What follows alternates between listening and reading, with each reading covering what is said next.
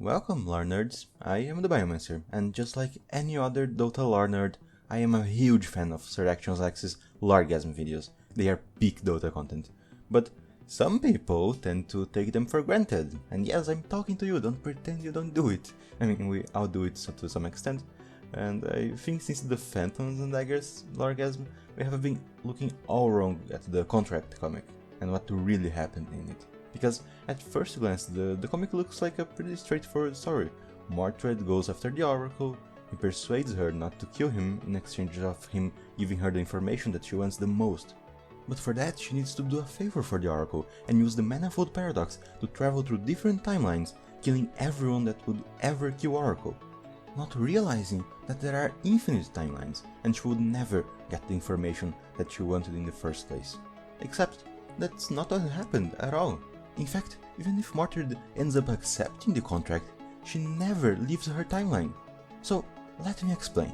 When Oracle is talking about the stars and the different timelines, he says that when he gets killed in a different one, it's a warning for him in this one. Basically, how he saw the Phantom Assassin killing him many different times in the other timelines and used it as a warning to do something different in this one. So what would even happen if Oracle did actually send PA to another reality where he saw himself getting killed by, I don't know, X for example, and then PA killed X? Well, now the Oracle on this timeline is already dead, and X would have never crossed into another timeline just to kill Oracle again.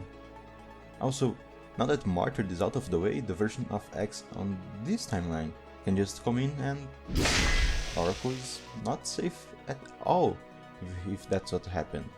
And even if this did make Oracle safer, she still wouldn't be able to travel across realities because the Manifold Paradox can't do that. In the origin of the weapon, we see that the smith that finished the creation of the weapon opened a rip through reality and killed himself on the other side. Now, if that was indeed another timeline, it would have never affected him in this one, as Oracle was killed many times in different realities and is still fine on this one. So it has to be the same timeline, just a few seconds in the past. And going back to the comic, that creates a few super interesting implications.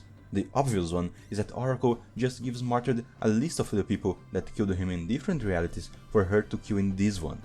That also means that there's a finite number of people on the list, and Oracle didn't actually scam PA into his servitude for the rest of time.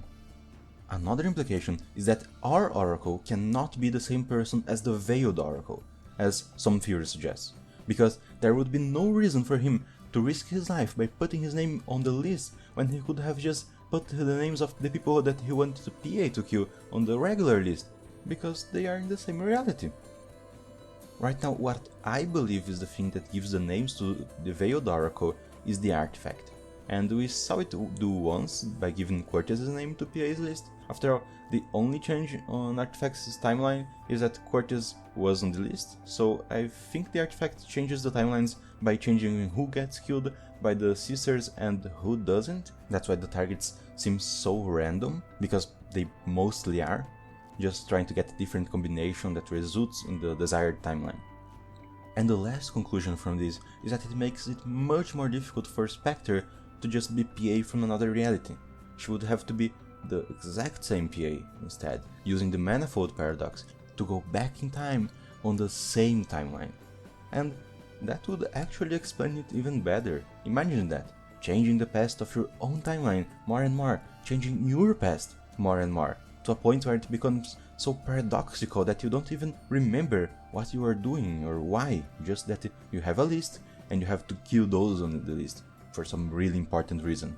And yes, Spectre does have a list, and was at some point a sister of the Veil.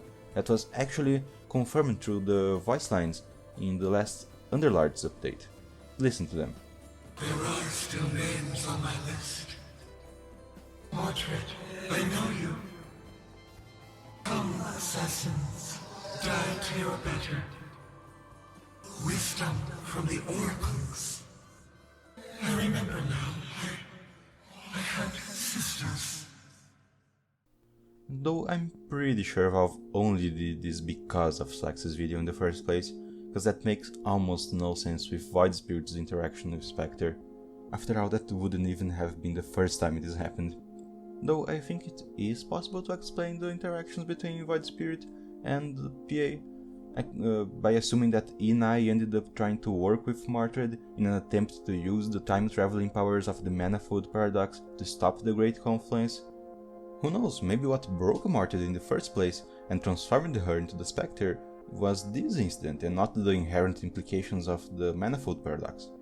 Maybe the Spectre we know actually came back in time from after the confluence, but she was so far gone after what happened that she couldn't warn anyone of what's to come. You know, when I started making this video I was actually convinced that Slex was also wrong on the PA Spectre thing, but I eventually realized that there's no way to prove that he isn't, given that what I said just now. And after the Underlords update, I think it became pretty clear what direction Valve wants to take the lore with her.